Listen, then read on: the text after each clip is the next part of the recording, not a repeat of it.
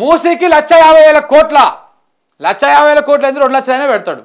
అది కూడా మరి మీ అన్నదమ్ముల కాంట్రాక్ట్ కంపెనీలకు ఇస్తావా? ఇప్పుడు రిజిస్ట్రేషన్లు అయినాయి కంపెనీలు మీ అన్న పేరు మీద,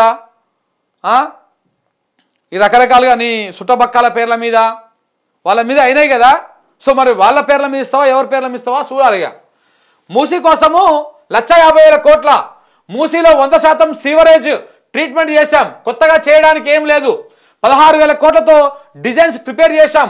1,50,000 కోట్లు ఎందుకు అవుతున్నాయి? ప్రతి రూపాయ ప్రజల సొమ్ము. ఫార్మాసిటీని పక్కన పెట్టారు. 12,000 ఎకరాలు రైతులకు ఇచ్చేస్తారా? అసెంబ్లీలో తెలిసిన కేసీఆర్ అవిటికి సమాధానం ఉండదు. ఇట్లాంటివి ఏమైనా అడిగితే లేచి డిబేట్ చేయాలి. లేచి హరీష్ రావు హాఫ్ నాలెడ్జ్, ఇంకా ఇంకొక ఆయన ఫుల్ అని చెప్పేసి ఇట్లా చూపించి ఎటకారం చేసి ముఖ్యమంత్రి అంటోడు ఇంత చిల్లరగా మాట్లాడడాన్ని నేను ఈ తెలుగు అసెంబ్లీల చరిత్రలనే, తెలుగు రాష్ట్రాల అసెంబ్లీ చరిత్రలనే చూడలే. నేను రేవంత్ రెడ్డి అంత చిల్లరగా మాట్లాడుతున్నటువంటి ముఖ్యమంత్రిని నేను ఇప్పటిదాకా చూడలే.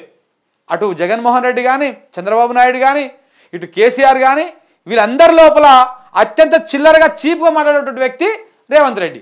అది స్పష్టంగా అర్థమైపోతూ ఉంది.